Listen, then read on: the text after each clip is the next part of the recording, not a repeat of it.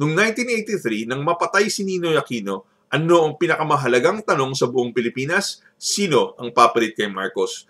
Itong mga miyembro ng oligopoly, ng mga Lopez at Ayala, kasama na ang kanilang mga kaklase sa Harvard, at ang mga kapwa nila na nag-aral sa Harvard, ang sasagot sa tanong ng mga Amerikano kung sino papalit kay Marcos. Ang malupit sa Harvard University, kapag nagsulat ang mga guro at estudyante doon, lalong-lalo na sa Harvard Business School at sa Harvard Law School, nakikinig ang mga negosyante at gobyernong Amerikano.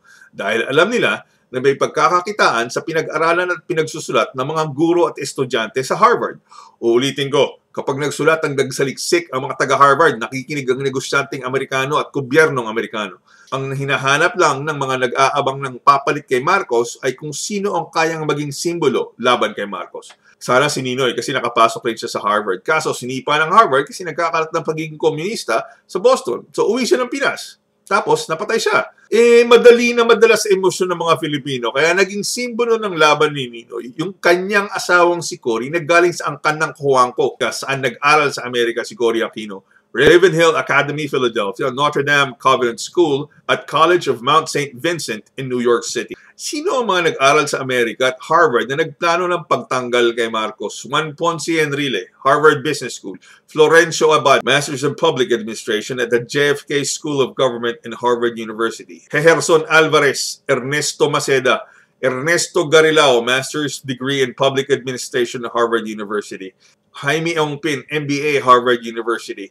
Peter Garucho, MBA, Stanford University, President of First Private Power Corporation, Lopez Group of Companies. Armand Fabella, Economics, Harvard University. Delfin Lazaro, Ramon del Rosario, MBA, Harvard University. Domingo Siason, Masters of Public Administration, JFK School of Government. Nieves Confesor, Masters of Public Administration, JFK School of Government.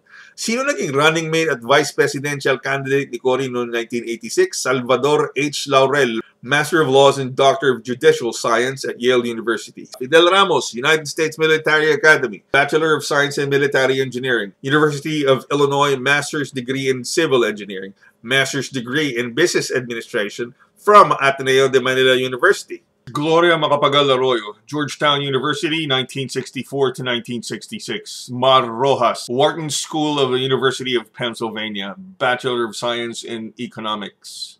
Itong mga taong ito na nakapag-aral sa Amerika, Harvard, Yale, Stanford, United States Military Academy, University of Illinois, at iba pang tanyag na universidad sa Amerika ay magkakaisa upang planuhin ang pagpapalit kay Marcos. Karamihan din sa mga yan ang nag-aral sa Ateneo de Manila University.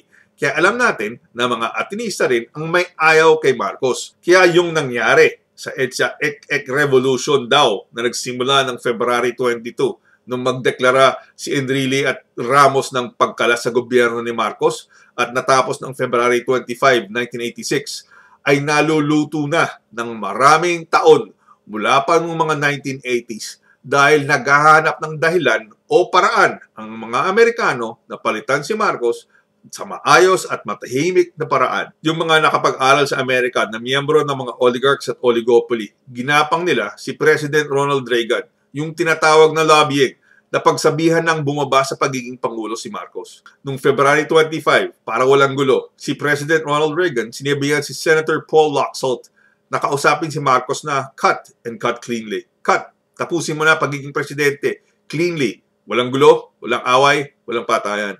Ito ang tunay na nangyari sa pagpapaalis kay Marcos at hindi ang sinasabing pagpupulong ng ilang libong tao sa EDSA, yung people power ek-ek ng mga idiot Aquino followers. Kaya di ba sabi ni Bongbong Marcos, power grab ang ginawa sa pamilya nila? Saan nagpunta si Marcos? Sa Hawaii. Nag-retire si Marcos na kaalyado ng Estados Unidos. Sa pag-retire ni Marcos sa Amerika, yan ang magsasabi sa inyo na walang revolution na nangyari sa EDSA. Power grab, hindi revolution.